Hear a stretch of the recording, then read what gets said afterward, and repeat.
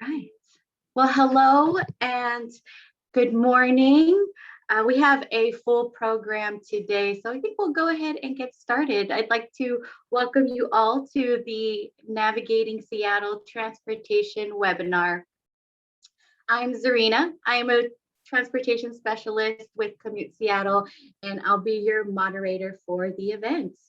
Time is precious, so thank you so much for being here today.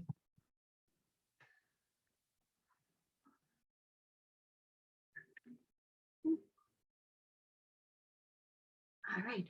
First, I would like to acknowledge that we are on the traditional land of the first people of Seattle, the Duwamish people, past and present.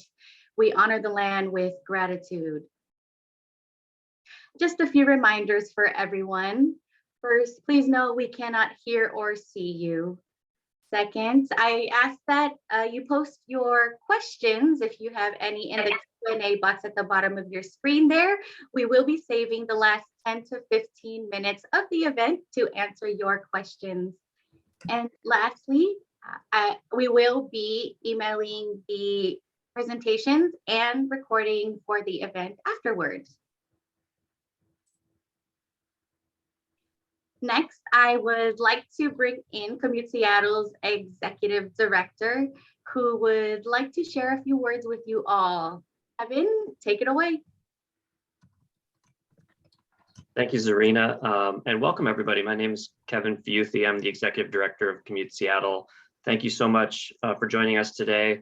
Commute Seattle, for those of you who don't know, is a nonprofit public-private partnership. We work with our local government partners, we work with transit agencies, City of Seattle Department of Transportation, as well as the Downtown Seattle Association and private businesses to foster mobility services and partnerships that can keep Seattle growing and thriving for everybody.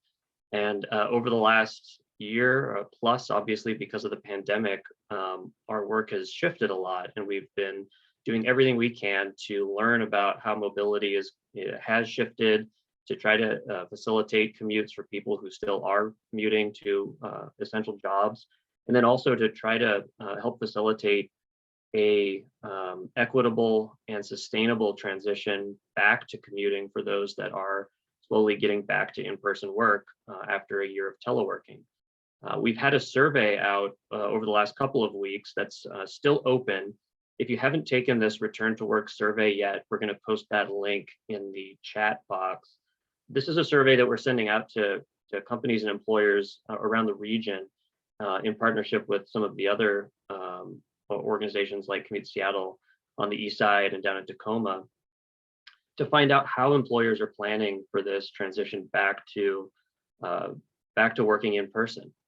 And we've had 500 companies already respond to this, and we're learning some very interesting things. We're going to share out details next month after the survey closes, but I can share some of our findings really briefly here, because I think it helps to tee up why we're doing this webinar and some of the concerns and questions that we know are out there that we're going to try to focus on today. So first up, probably not surprisingly, employers do have concerns about employees using transit to get back to work. Their top three concerns: number one, COVID transmission on board, whatever it is, whether it's a bus, a train, a ferry. That's their top concern that we've learned through the survey. But also there's some serious concerns about transit being reduced or suspended due to COVID and due to the budget impacts of COVID on transit agencies. So we will learn today about both of these things and how our transit agency partners are addressing those. And then third, non-COVID related safety while waiting for transit or while on board. So, working with Downtown Seattle Association and our and other private sector partners, as well as City of Seattle, we have information that we'll share with you and partnerships going forward to address these concerns. And obviously, the employees themselves are going to feel anxious about going back to work after a year of working from home. For those who have, they might be unaware of all the different options that are out there. They could be concerned about trying something new. Maybe they were a regular car commuter who's now thinking about biking to work, or they were somebody who, after a year of teleworking, is feeling nervous about getting back on a bus. So we want to try to provide everybody with as much information and education as we can, so that, like I said, we can build back a commute that is sustainable and equitable for everybody. As folks know, there's not enough parking downtown for everybody to drive back to work. And a lot of work sites around the city don't have enough parking on site for everyone to be driving. So some mix of telework, of transit, of active commuting like biking and walking and scooting and other ways is going to be necessary to have that kind of recovery that we all want.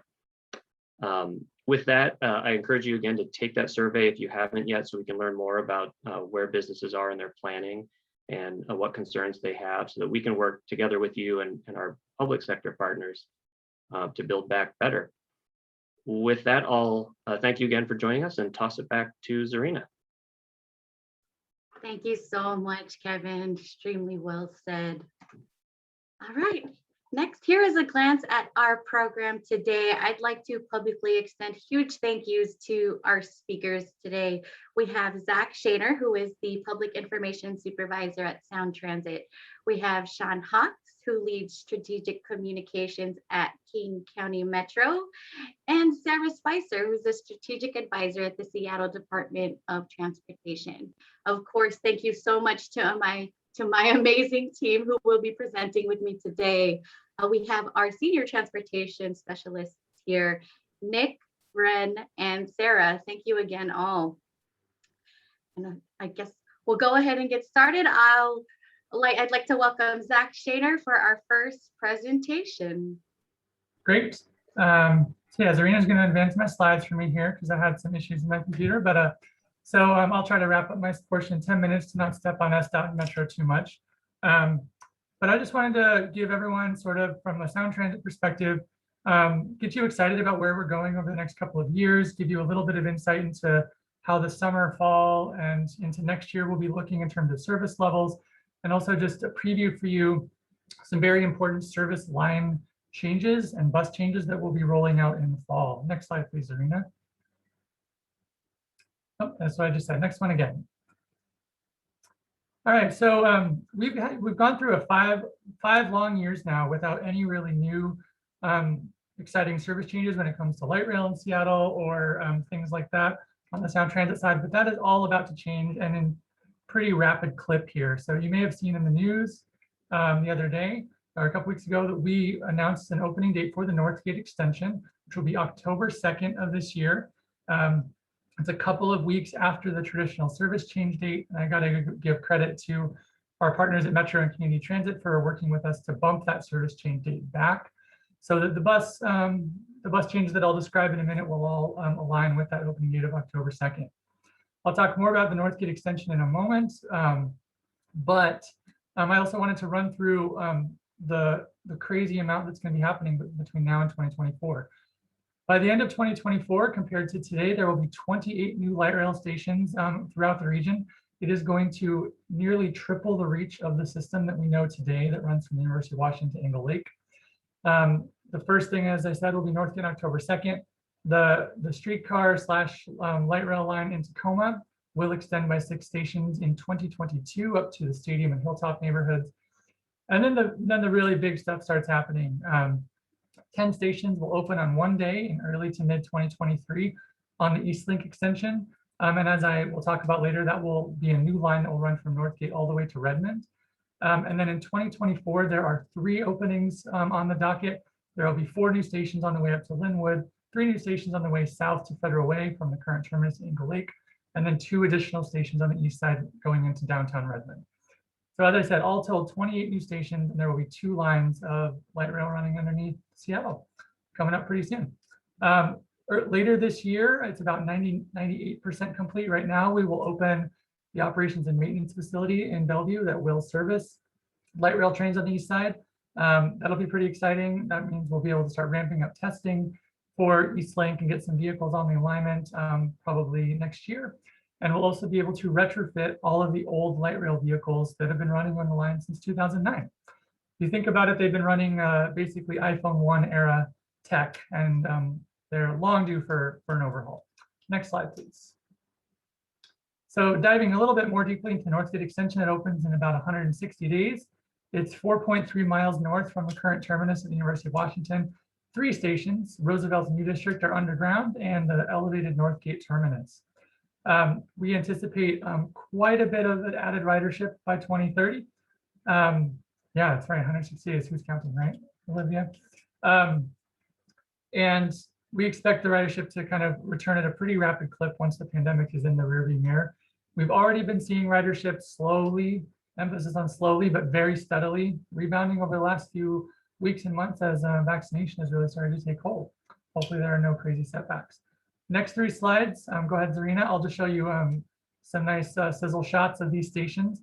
There's the Northgate station. As you can see, the bus in the lower left-hand corner, all those buses will move in October to be directly underneath the new station. There will be a new bus loop, and then the trains will leave from that elevated platform every 8 minutes during peak hours. Next slide. And then trains will go to the underground Roosevelt station. These are just gorgeous stations. I'm really looking forward to the public being able to walk around and explore these. Next slide. U District looks pretty much the same, but has more of an orange and blue palette. And we're doing active testing right now on all of these stations, and things are looking pretty good to open on time on October 2nd. Next slide. Also, before Northgate opens in the next few weeks, knock on wood, as long as final commissioning goes well, you'll begin to see the new Siemens light rail vehicles out on the alignments. These are a little bit wider in the interior, more spacious, more standing room, better ADA access, and better bicycle access. We have ordered 152 of these vehicles to be on the alignment through the end of 2024, and you'll see them kind of rolling out in stages over the next few years. The first couple of train sets, as I said, will come out in the next few weeks, but it will be a pretty slow roll getting them all out. For context, we have 62 of the current Kinkishario vehicles that will be retrofitting. So when everything is up and running, about 2/3 of the trains you see will be these new ones. Next slide, please. With the Northgate opening, there will be a lot of bus service changes. I won't steal any thunder that Metro or SDOT may talk about with those within Seattle and King County. So I'll talk mostly about Sound Transit Express and Community Transit Express. The short story is that each of the 3 Northgate stations will see increased bus activity and bus truncation, meaning that buses that currently run into downtown Seattle will primarily stop at those stations for a transfer to congestion-free traffic. A lot fewer riders will need to brave the Ship Canal Bridge and its traffic coming into downtown after Northgate opens. Service from Snohomish County, including from Everett, Linwood, Mountain Lake Terrace, Mukilteo, Boeing areas on the 513, those will all truncate to Northgate. Excuse me, I misspoke. On the Everett bus, the 510 will continue to downtown Seattle to give some of the longer haul commuters an option to not transfer if they don't want to. But the off-peak 512 from Everett will truncate to Northgate. The 522 bus that currently runs along SR 522 from Bothell, Lake Forest Park, etc., that will stop at Roosevelt Station and its frequency will increase. And then also routes currently going across the 520 bridge, such as the 542 and 556, will truncate to the U District station. Some routes that go across 520 will continue to downtown, such as the 545. So it's basically, we're giving some people options to continue with a 1-seat ride and some people options to transfer to light rail. Sorry about that. Community Transit will be truncating its current 800 series buses. Those are the ones that go from Snohomish County to the U District. Those will all truncate at Northgate for a 6-minute ride to the U District on light rail. However, Community Transit is choosing to retain its 400 series express route into downtown until the Linwood Link extension opens in 2024. King County Metro is making a whole lot of changes in coordination with SDOT. As I said, I'll let them talk to that. Probably the biggest one is, obviously the Route 41 is going to be discontinued because it's replaced 1-to-1 by new light rail service. But the hub at Northgate will be much more important, even though it's already been very important for decades. And we'll just see a lot more riders transferring. Next slide, please. As I wrap up and hand it off to my partners here, I just want to reiterate something that you may or may not have seen in the news and that we will be messaging intensively over the next few months. And that is that we are changing the way that we illustrate and describe our service lines, beginning with the Northgate extension in October. Next slide. So this is what we had planned as late as late 2019. We were going to run a line color based system with the red, blue, green, purple, and orange lines at full build out, very similar to how you see in other cities such as Boston, Portland, and Chicago. But for various reasons, primarily due to objections to the term the red line, due to its association with the historical practice of redlining, which very briefly was a suite of racist practices that basically denied insurance, housing, mortgages to people of color, and basically was a de facto enforcement of segregation. That endured in our region until the 1970s. It was not super, didn't go way back or anything. It was a very recent phenomenon. And so the community very quickly told us they did not want a red line in our system, and we agreed. However, that forced us to completely recalibrate how we name our service lines, and in short order, we did so. And next slide, here's where we ended up. We are moving to an alphanumeric system, fancy way of just saying, illustrating our lines with numbers and letters. They will still have an associated line color, as you can see, but they will not be called the green line or the blue line. They will be the 1 line and the 2 line and the 3 and the 4 and the T. Just give you a second to look at this map. This is the full ST3 build out. So this is a long way off, but we will have green, blue, magenta, purple, and orange lines. Those particular shades were chosen to help folks with color blindness or other color vision deficiencies maximize the contrast between them and be able to make the system legible. Next slide. So the biggest changes for you to know in terms of that, and I've got 2 minutes left, perfect, is that with the Northgate extension opening in October, we will be transitioning the current Link light rail line from Ingle Lake to Northgate to be the 1 line. You will see this everywhere, we hope. It will be a green line on all maps and rider information, and it will be called the 1 line. It will not be called Link light rail anymore. Link as a brand will endure as sort of an umbrella brand for light rail, but you will not see rider alerts, for instance, saying like Link service is disrupted. You will say the 1 line is disrupted due to X. At the same time, we will be renaming our Sounder trains. Instead of Sounder North and Sounder South, they will be the N and S lines beginning in October. And they will share sort of a gray-blue shield that you will see in all rider information. And then the Tacoma Link streetcar will be the T line and will be orange. And then basically from there, you will see this expansion of these service line names as each new line is introduced. When Eastlink opens in 2023, that will become part of the 2 line, but it's very important to note that the 2 line will run all the way to Northgate. So for people riding in central Seattle, there will be 2 trains running in the subway between Northgate and the International District. Half the trains breaking off to the east side and half the trains continuing to the airport in Ingle Lake. As we introduce Stride Bus Rapid Transit in the coming years, those will be an alphanumeric indicator with square line shields, similar to how you've seen in Los Angeles, with the S1, S2, and S3 lines. And then future light rail lines to West Seattle, Everett, South Kirkland, Issaquah, and then who knows beyond that. We'll all continue with 3, 4, etc. So we ask you to keep your eye out on this, especially as ETCs, when you're talking to your employees or to commuters about the service. Like, try to use the nomenclature, try to not use the stuff that we've known and loved for years and years, and just get ready for these changes to happen. And at 9:50, I should be done. So next slide, I will save anything for Q&A and pass it off to Metro. Thank you.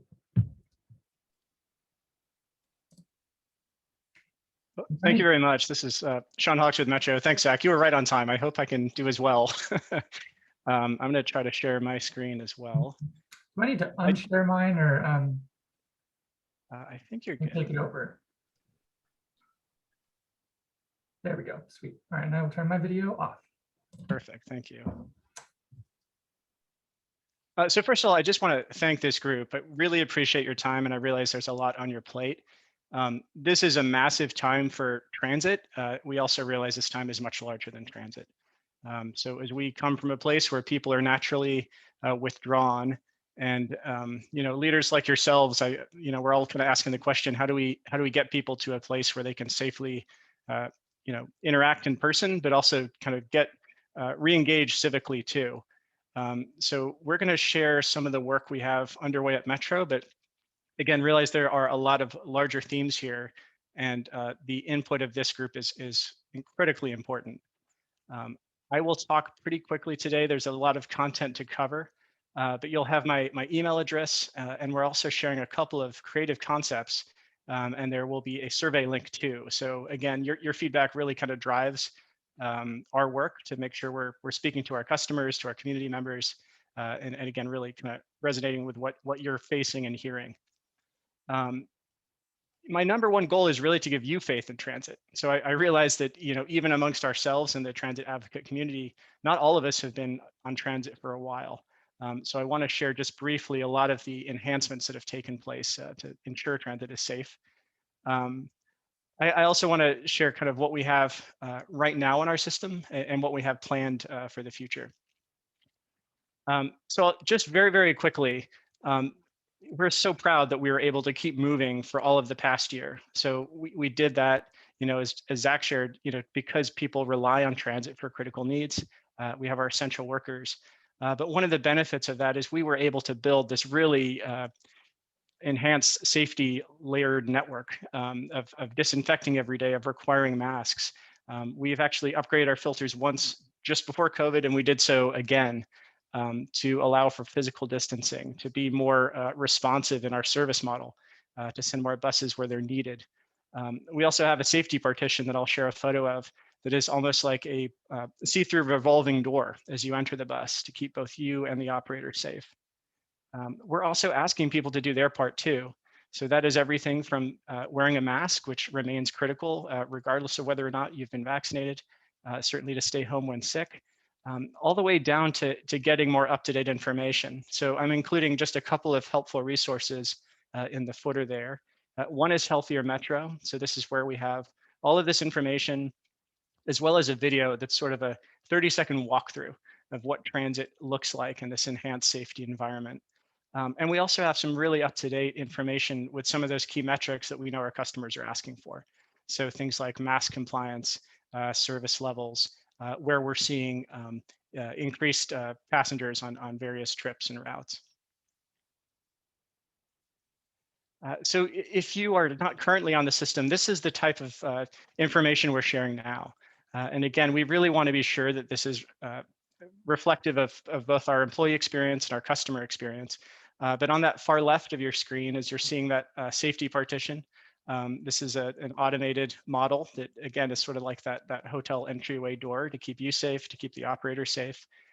We're reminding our passengers through every means necessary. And even if you're not riding now, we've probably bugged you by email or text or on our website. You'll also see it on the big destination signs, masks required. We also have John in the morning from KXB telling you once you get on board to keep that mask on for the whole trip. We know that's important for safety. We also know that's really critical for customer confidence. It's really masks and vaccines is what we're hearing from research are the two of the most important things to give our passengers the confidence to get back on transit. We are also reaching out in any number of languages. I included both English and Spanish here, but there's many more languages that we're providing information into.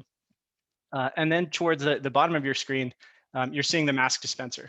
So right now, fleet-wide, every single bus has a free mask, if you should forget one.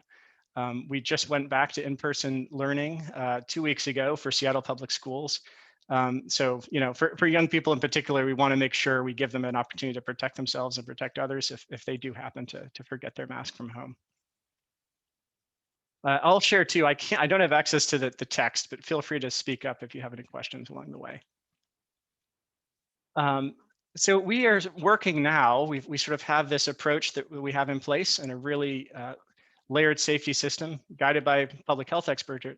But we're coming forward to this time where we realize people are going to be making that first trip back to work. And we really want to give them the confidence to do so on transit and not to do so in a single occupancy vehicle and for us to have to sort of reconvince them, weeks or months after that to go back to the transit that we know there's a great affinity for in this region. So part of that campaign is including mentions of all of the enhancements that take place. But we also want to share that sense of optimism and that value of transit that extends long beyond this period. So we want to connect where people are now and let them know they'll be safe and that we're able to take care of them. I think of the bus, it's almost like going back on an airplane, except, we have the benefit of having open windows and a lot more fresh air circulation. But there's that natural point of, what was it like? What was the experience like? Was it different? Was it the same? And really want to give people that confidence to take that first step back onto a bus for those who have been away. Again, we really want to reach out to all of our communities. So the feedback of this group is absolutely critical. We're also reaching out to, and there's a lot of overlaps between these groups, but certainly our priority populations, our current and lapsed riders. We also realize that, even during this time, a lot of new people are moving to King County. We want them to choose transit as their first option. Also our employers and educators kind of across sizes and across different parts of our region. So some of this we're doing with groups such as this. Some of this takes place as more formal research. We're also going into different jurisdictions, community groups, et cetera, again, to assure that we're kind of providing the information in the way that makes sense and that we're speaking to the current needs and also kind of the needs moving forward for all of our customer groups. It's a super tight timeline. We're hoping to launch as early as the beginning of July. Again, it's not necessarily that people are making that decision then, but it is so much easier to delay if needed than it is to move this up. And we also realize people need to have these ideas and be thinking and noodling on them before they do make that first decision. So we want to get in their minds before they make that call. Do I take my single occupancy vehicle or do I take a bus or other transit mode? So I will pause briefly there. And now I get to show some of these very early creative concepts that we're really proud of. Again, this is an iterative process. So each step, your feedback today will be super helpful. Again, I'll share my email, I'll share a link. It's just a sort of a very brief survey asking for some of your favorites of the 3 or 4 concepts that, again, I'm happy to share with you today. Again, each of these sort of tap into where people are now, but also speaking to that the reasons we love transit and we loved it 5 years ago, we'll love it 5 years from now. So the first 2 of these are really built around the concept of places. So transit is that connection to places you want to go, whether those are parks, stadiums, dining, beaches, et cetera. And really tapping into that sense of we're all a little stir crazy right now. And we call these 2 campaigns, we're working both on concepts and on names, but whether it's go somewhere or imagine where we'll go. And I'll show you each of those just mocked up along with a real core visual. So this is go somewhere. Again, because of our being in such a diverse part of the world, we try to have a real visual image system. So you can actually see through the transit mode where it connects you to. So this is water taxi, but you could see similar things for bus, streetcar, et cetera. The second of the 4 campaigns I wanted to share, this is called Imagine Where We'll Go. And again, just really connecting the really gorgeous parts of King County at the most beautiful time of the year. Again, as a way to take transit and to connect you to the places you've wanted to go, but you haven't been able to for a period of time. We're certainly encouraged by things like the CDC guidance around not necessarily wearing your mask outdoors once you're vaccinated now. And again, putting people back to the places they love to go, and they may not have felt safe to go for a number of months and actually close to a year now. So the third of the 4 campaigns, this is around people. This is that sense of even if you are working and have been working in person, you've had a mask on, you've been 6 feet apart, you've had a plastic partition, and this is called You Belong Here. So transit is really that connection. It connects you to family, connects you to friends, connects you to community. And we talk about that community on the bus too. So that relationship people have with their drivers, with other riders, even with the neighborhoods that they're walking through before and after they get on transit. So this is, again, a core visual, again, just sort of speaking to those like nice moments. And we know people have that really warm affinity for their transit experience in that part of their day. And then the 4th and final approach I wanted to share. So this is around just that kind of sense of optimism that is growing as we increase vaccination rates, as it gets a little sunnier and warmer, and people feel confident. And when I think about vaccination rates, particularly those who are most vulnerable, and how we encourage them to get the vaccine. So this campaign really taps into that tone, gives people reasons to kind of have a fresh start and to lead with optimism after a really dark year. So presenting transit as a place that is connecting you to a healthy lifestyle, to biking, to walking. It's also great for your local and global environment. I certainly don't need to make that case to this group, but we're just calling this, it's a great day to ride Metro. So again, these are our 4 core campaigns. I'm including a link on this screen, and I'll have it in the next screen as well.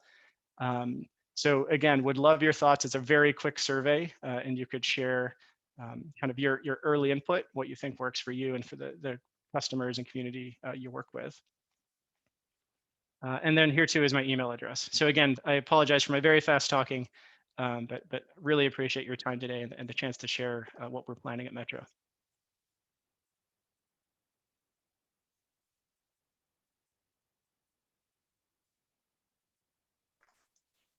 Thank you. And I believe Sarah Spicer, my colleague at SDOT, is up next. Yes, thank you, Sean. That was so much fun to see those concepts, and thank you for sharing them with us. I'm thinking about which one is my favorite right now. Let me let me get my slides up here. So good morning, everyone. Thank you for being here. My name is Sarah Spicer, and some of you likely know me, or at least my name, from the Commute Trip Reduction Program. I'm the Commute Trip Reduction Program manager for the city of Seattle. Hopefully you see my screen share now. But today I'm actually coming to you with a slightly different presentation, slightly different topic. I wanted to provide some information for you all about how the city of Seattle is working with our partners and using our Seattle Transportation Benefit District funds, or STBD, to invest in transit as we proceed through reopening. We know that there are concerns about bus service. One of the top concerns we saw when Kevin was speaking before was, is bus service going to be there for me when I return to office, or when I reinstate my commute patterns. So I wanted to provide an update for how City of Seattle is investing in bus service in the very near term. So let me change my slides here. Got a couple windows going at once. So this is a quick overview of some focus areas for our investments for the September 2021 service change, which, as Zach mentioned, is actually now the October 2021 service change, and is coming at a time when a lot of folks will be reinstating their commute patterns. We'll see what happens in the fall. I think a lot of people are still kind of in a wait and see mode, but folks may be going back to school, maybe establishing their patterns again at that time. And so a key time for us to be supporting transit, working with our partners at Metro on their great campaign that Sean just shared, and also leveraging the investment in the Northgate Link opening. And so it's a key time for us to be investing our STBD funds in, and STBD in short is the way that we have established a transportation benefit district in Seattle to gather funds via a car tab fee, as well as via sales tax, to fund additional purchase of transit service. And this allows the city of Seattle to provide extra service or prevent service from being canceled. So especially during this time when we're ramping back up, getting folks back onto transit, it's especially important. As I mentioned, this is actually not my usual presentation. I'm actually filling in for our STBD program manager, Nico Martinucci. He couldn't be here today, but I just wanted to mention his name as he deserves the credit for much of this work. And I'll focus on a few major areas of investment of the STBD program today. How we're supporting West Seattle during the bridge closure. how we are leveraging our investments to leverage the opening of the Northgate Link stations. And then just a quick comment about how we're working to adapt to the COVID revenue context. So that, as a reminder, prior to the pandemic, Seattle was achieving historic levels of transit use. Drive alone rate was decreasing significantly. And part of that was transit investments. So including STBD investments, supporting the huge growth in jobs downtown, tens of thousands of new jobs every year over the past decade plus. So STBD began in 2014. Seattle voters approved what we called Proposition 1, and that funds the purchase of increased metro service and additional transit programs for Seattle residents. So this generated approximately $50 million annually to improve transit availability and access for the 6 years from 2015 to 2020. And it contributed to a major expansion of access to frequent transit service for Seattle residents. And included, for example, over 8,000 weekly transit trips, 350,000 service hours across weekdays, nights, and weekends. So this is a big investment. But what happened was that it ended in 2020. So with everything that happened in 2020, it seems like a long time ago, but STBD was up for renewal, and it was approved by a 4-to-1 margin in November. This was a historic achievement, a historic showing of support for transit. So thank you to Seattle voters. And this will generate over $45 million annually for those transit improvements moving forward. Again, hugely important at this time to make sure that we are able to continue to invest in those transit hours. So this slide shows you how most of it is going to transit service. Some is going to things like emerging mobility, connecting to transit, some pilots, a lot of mobility access programs that includes Orca Opportunity, low income access to transit, and a small amount over at capital projects and spot improvements. So diving into some focus areas for Seattle's investment in transit this round, we, and apologies for these maps, this is sort of like a quiz to see whether you can place yourself within Seattle, but this is to give you a little visual of where these routes are running. I know I always need a map. So the spotlight on West Seattle service investments, as you may or may not know, the West Seattle High Bridge has been closed since March 2020. It is slated to reopen in mid-2022. In the meantime, transit has been and will continue to be a key mitigation, a key means to maintaining mobility over the Duwamish. So we've invested in key commuter routes to bring people back downtown, connecting across the peninsula to SoDo. This includes the key Rapid Ride Line C, Route 120 improved both AM and PM midday service, increased frequency, bringing people downtown. We've also invested or are investing in this service change in Route 50, which will bring folks across the peninsula and into SoDo to the Link station, and in Route 60, connecting folks from South Park, Georgetown, and First Hill. South Park and Georgetown being very much impacted by traffic from the detour routes. So ensuring that they have improved all-day service on those routes. So that's what's happening in West Seattle. I also will note that we will be working over the summer to roll out increased additional communications and promotions for travel options as we proceed through reopening phases, getting people aware of their travel options so that they don't feel that they need to brave that detour route in their car. There are other options for them to use and to get excited about. So you'll see some things rolling out over the course of the summer around July.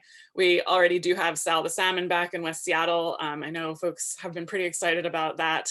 If you're not familiar with Sal the Salmon, check out SDOT's social media. But she's sort of our spoke salmon who's getting people excited about how to get to and from West Seattle without using those detour routes in their personal vehicle. So lots going on in West Seattle, but for sure an emphasis on transit.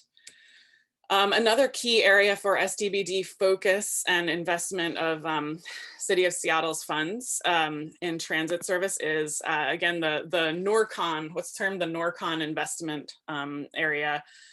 This is where Metro has redesigned, revisited many of their routes in coordination with the opening of Northgate Link. So as was mentioned, for example, the Route 41 being canceled, other changes that are have been wrought in the system during this time. So the City of Seattle's investments in this area are focused on connecting to North Link to fill gaps left or service cuts that occurred during the restructure, including reinstituting night owl service that was cut in 2020, boosting the frequency of trips on key to connecting routes, both to Northgate Link itself and then from this area downtown. So that includes Route 40, Route 70, a new Route 20 to connect between Lake City and Northgate Station, and hourly night service on a whole host of routes here in the middle, 740, 48, 49, 65, 67. So again, ensuring that there's frequent service in this area connecting to the new newly opened, to be newly opened Northgate Link Station. And to help ensure that folks know as these significant changes are happening to the transit service in this area, that we are supporting frequent and convenient service throughout. Next slide. So just as kind of an overview, you know, we're working to ensure that the investments in the transit system that the city is making is supporting folks as they either come back to work or continue to use the system for our essential workers who have been using the system all along. Due to COVID, there was some reduction in the amount of funding coming in. We've been able to strategize, we've been able to focus, and even though in some areas we had to reduce our level of investment that we might have wanted to see when we first got this proposition out in November, we've been able to be strategic in what we continue to support. And outside of STBD, I just wanted to get folks excited, again, looking a little bit further into the future about transit corridor improvements elsewhere on the system. So we've secured funding for the Madison BRT, that key corridor connecting to downtown, 60 million in funding secured. Rapid Ride H, the Delridge, which is has some overlap with the current 120 from downtown to Burien. Construction is underway. Rapid Ride J line is in planning. That's connecting up through Roosevelt. And the Route 40 is in active design as well. And all of these investments will be providing shorter travel times, faster boarding, more capacity to and from downtown. So we continue to grow that rapid bus transit network. And with that, I know I'm pretty much out of time. I hope that this provided a good overview of how we are investing our STBD funds in the short term and get folks excited about hopping back on transit in the fall and beyond. So thank you all, and thanks to my partners for being here today as well. I believe I am now going to hand it off to Nick at Commute Seattle, who's going to talk about ORCA programs. So how to get onto all of these great transit services. I'm going to stop sharing. Thanks, Sarah. Yeah, hey, Nick.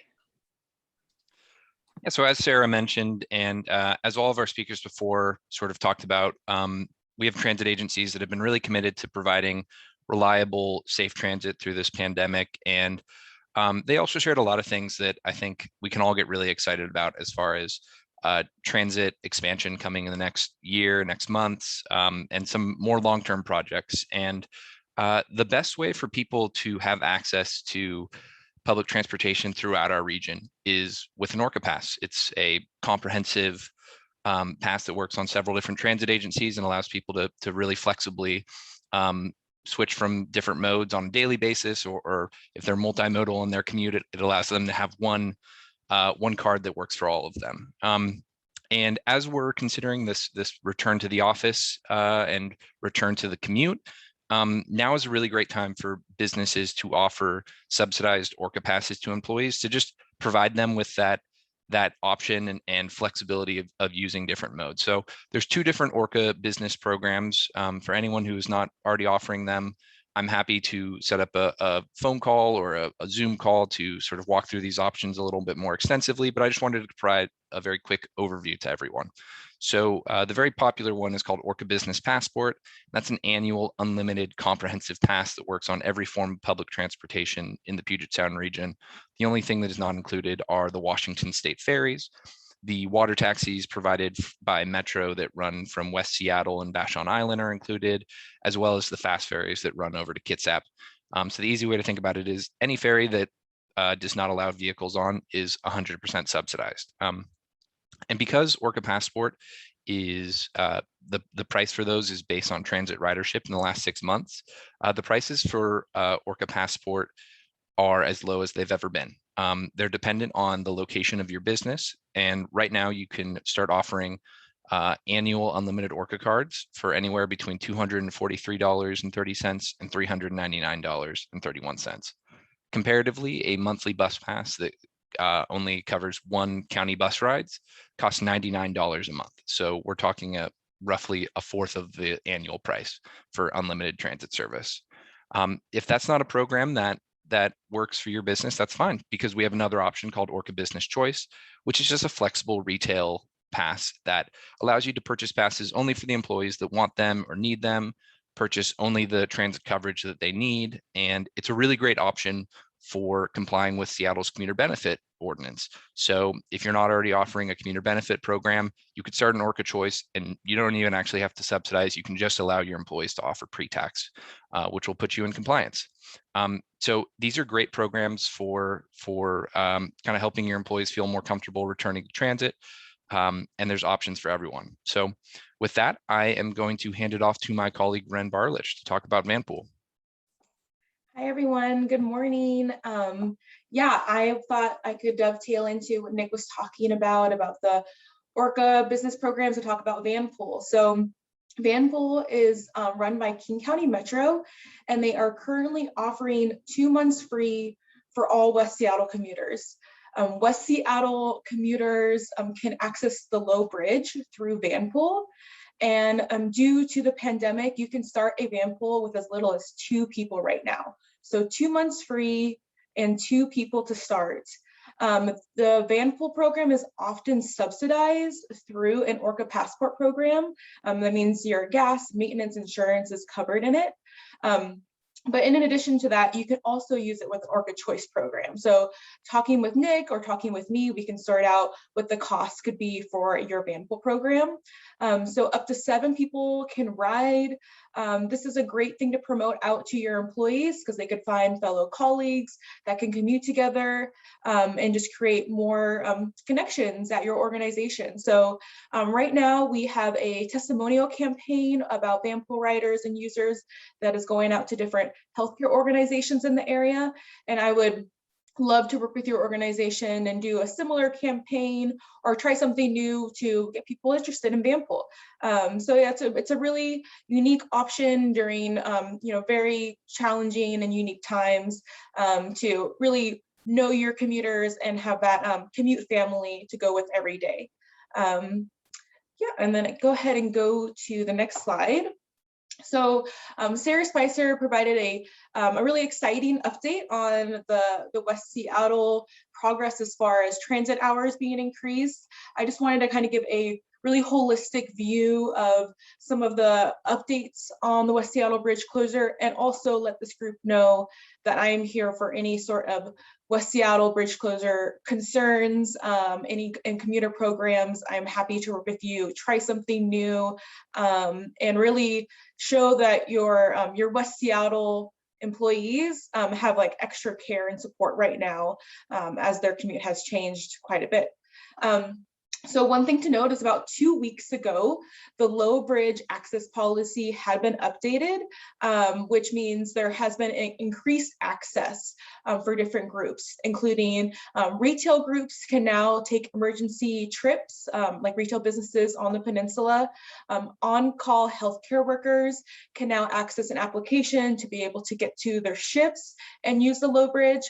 There's also increased public hours on the weekends and the mornings. Van programs of access, like I mentioned in the last slide. So van share, van pool, all of those programs can now are allowed to access the low bridge. And then ride sharing license plates have been added. So you have to get your ride sharing plate through the DMV, but I would be absolutely helpful to, happy to help you with sorting out how to get started on that process.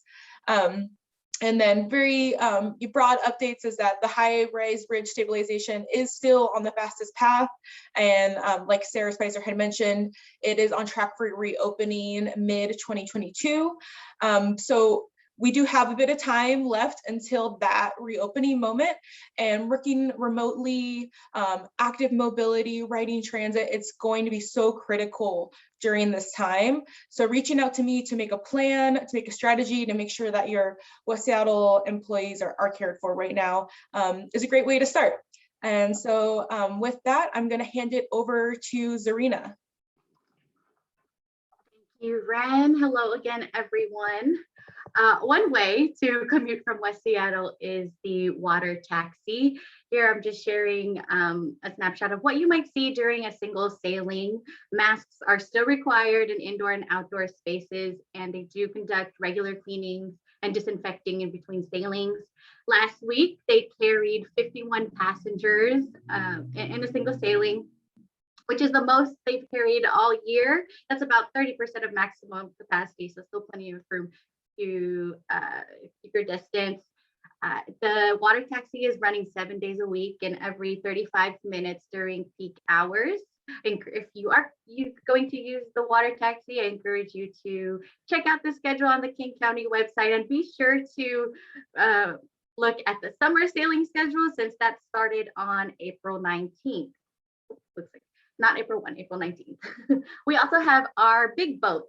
Anyone commuting from Bremerton, Bainbridge Island, Southworth, and Vashon Island can hop on these larger vessels that allow for proper social distancing. Currently, ridership they're seeing is at 45% fewer rider than pre-COVID, despite peak hours.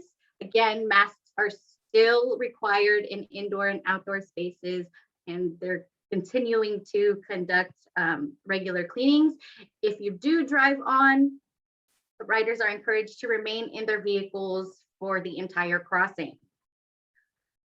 There's also Kitsap fast ferries that are passenger only for anyone commuting from Bremerton, like myself, Southworth, and Kingston. Still seeing about less than 35% capacity, masks required. And here's some quotes from Kitsap Transit. They scrub their ferries and buses relentlessly and are offering hand sanitizers on board. Again, here is a snapshot of the Southworth ferry, which recently launched. And you can see, again, blocking off some seats to allow distancing. Once you complete a sailing into Seattle, of course, you can connect to Sound Transit or Metro, but there are also electric scooter services. The 3 services currently serving Seattle are Lime, which you see at the top here. There is Link at the bottom right, and Wheels in the bottom left here that has a seat for you and larger wheels to accommodate, terrain. While riding, all services are requiring riders to wear their helmets and masks well, more importantly, when parking your electric scooter at the end of your ride, please be sure to park on the outer edge of the sidewalk closest to the street, or along lines of where utility poles are, trees, trash cans, making sure we leave the sidewalk accessible for all. When you're riding, please remind employees to ride in bike lanes. They can ride in multi-use trails or streets that are 25 miles per hour or less. Now, these are all app-based services, so smartphones are required, and you can download each respective app off Android and Apple. Another shared mobility service currently in Seattle is bike share. Jump, which was recently acquired by Lime, is serving Seattle. Here you see what it would look like on an app. In the app, again, required to download and sign up. And parking, similar to electric scooters, please remind your employees, should they want to try Jump, that to park their vehicles in either designated bike share parking, as you see here, bike racks, or on the outer edge of streets to keep, again, the sidewalks accessible and safe for everyone. Speaking of bikes, I will now hand it over to Sarah, who's going to share some exciting stuff for Bike Everywhere Month. Yeah, thanks, Serena. So this year, biking will be more important than ever with employees returning to the workplace. So there are a lot of local events, and as well as the Bike Everywhere Month Challenge, which are great opportunities to get your staff engaged. So a little bit about the Bike Everywhere Challenge, in case you haven't heard of it. This happens annually around all of Washington State throughout the month of May. So it's a fun and free competition to encourage your colleagues to experience biking. So it's all about celebrating being on a bike and riding in whatever way you or your colleagues like. So it's not only about commuting, it's also about getting out to try biking again for the first time in many years, or going for a joyride, riding for errands around town, to see friends, for fitness. So it's really about encouraging being used to riding. So it's a great tool to get people on bikes in order to help them commute to work in the future. So again, challenge runs for the month of May, and each team can have up to 10 riders. So you earn points when you ride for getting out, and then also for the distance that you ride.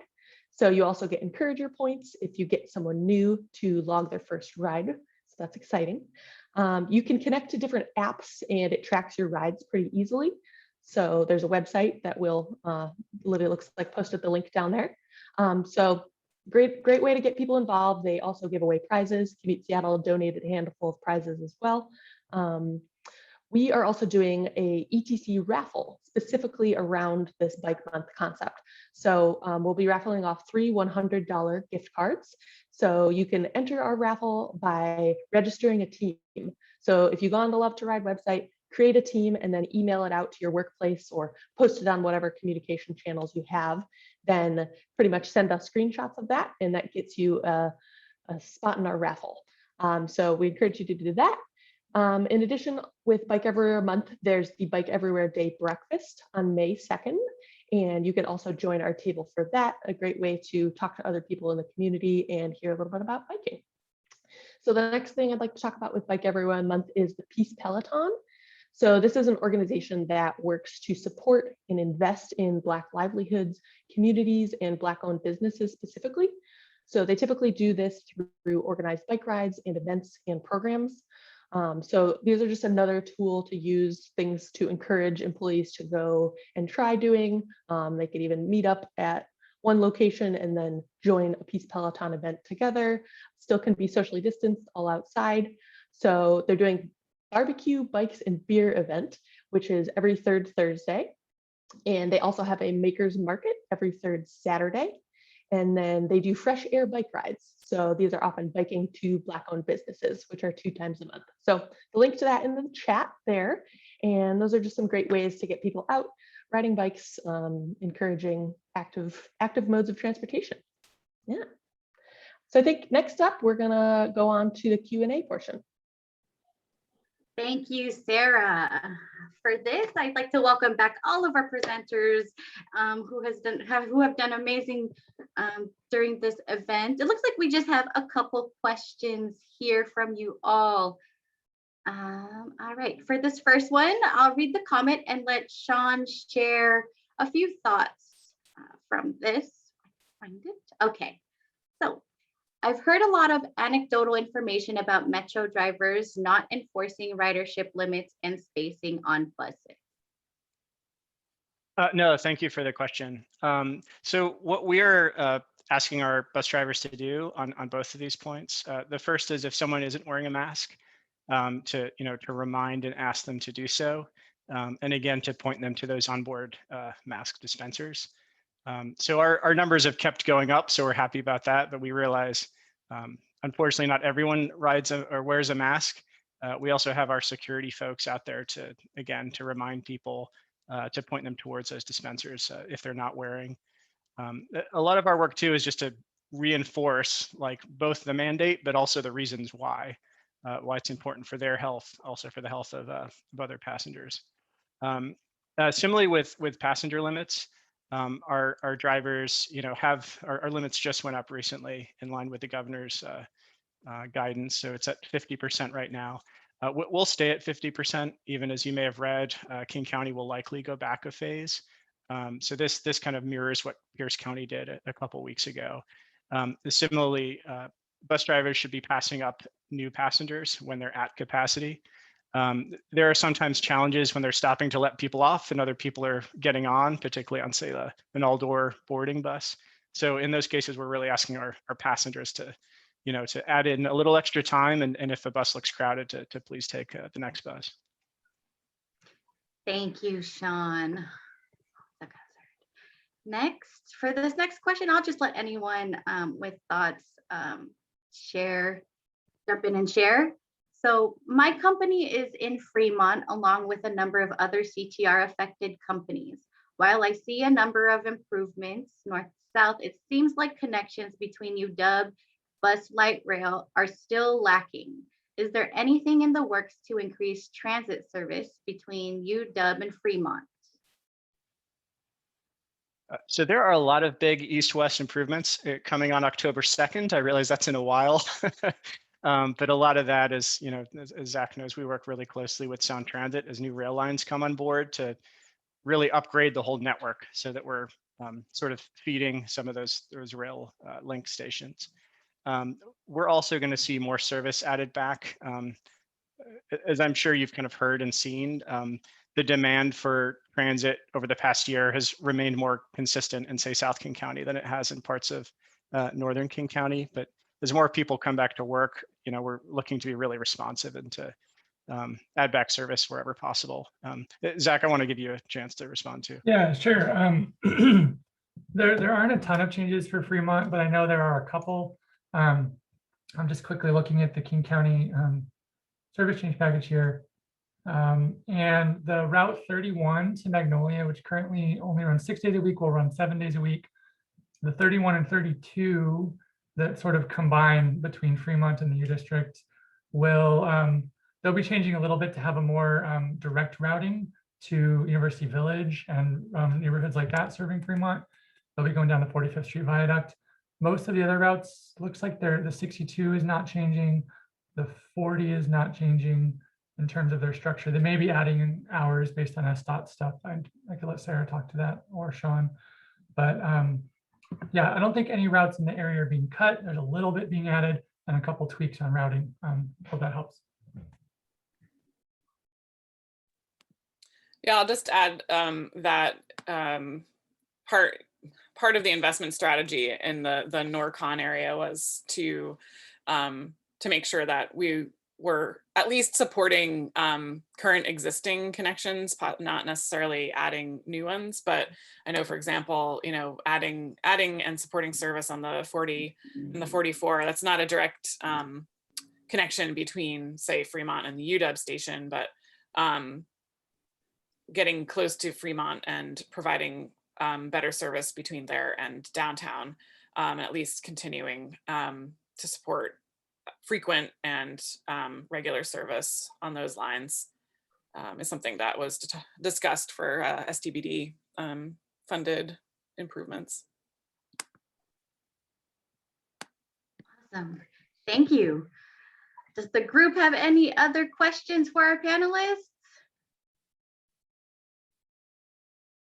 Going once, going twice.